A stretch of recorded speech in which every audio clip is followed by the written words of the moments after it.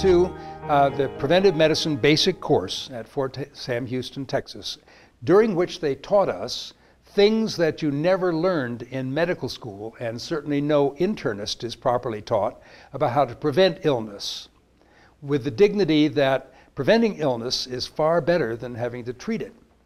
And that's everything from trench foot and fungal infection and other jungle-related injuries and toxic exposures in Vietnam, to sexually transmitted diseases when you're on R&R, and the environmental things that one can do to prevent disease, like safe drinking water, like hand washing facilities, like spacing of bunks so that you don't breathe the other person's meningococcus and get meningitis. A lot of things in medicine that are best prevented, and to which physicians can make a real contribution, but only if they understand what it takes, particularly understand the non-clinical aspects of medicine that are involved in prevention. Well, 3 months is not a master's degree in public health, much less a residency in preventive medicine, but it sure does jumpstart your career. And in the Army, that's all you got. And so then I got sent to Germany to be a preventive medicine officer in a combat division, the 24th Infantry Division, which was being trained to go to Vietnam. And my job was to understand enough about the life and life space of the soldiers who were going to go so that I could train them on how to keep themselves from getting sick.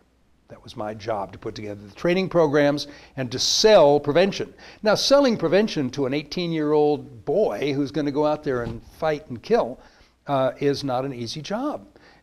And although, you know, I was a physician and I thought much too highly of myself, as physicians tend to do, it's pretty humbling to get out there and having the guy's eyes roll and fall asleep and put their feet up on the desk saying, "Oh, come on, doc, I'm not going to do that." Or basically, without saying, that's for sissies or cowards or I can't be bothered. That's basically what their body language told me. And so putting together programs which would have resonance with people so that they could do the right thing to prevent themselves from getting sick became a wonderful professional challenge that I had never encountered in medical school or as an internist trainee.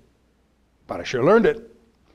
The week before the division was to be transferred to Vietnam, I got orders from the U.S. Army headquarters in Heidelberg that I was not to go with them to Vietnam, but I was to stay in Germany, and I got transferred to be the public health director for the middle third of Germany for 50,000 American soldiers, their spouses and families and dependents for the Frankfurt, Germany medical service area. And so for 2 years, after a year in Augsburg with the 24th Infantry Division, I was public health officer, Chief of Preventive Medicine is what they called it, for the 97th General Hospital in Frankfurt.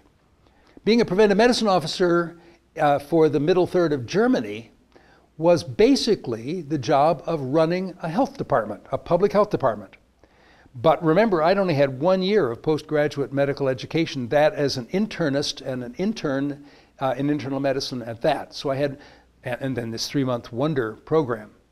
So at the end of those years, I had to decide whether to re-up in the military. I love being in military preventive medicine. You learn an awful lot about medical ethics in preventive medicine. More about that in just a second. Because your job is to often intervene on behalf of people who don't know that you're intervening for them and may not even want you to.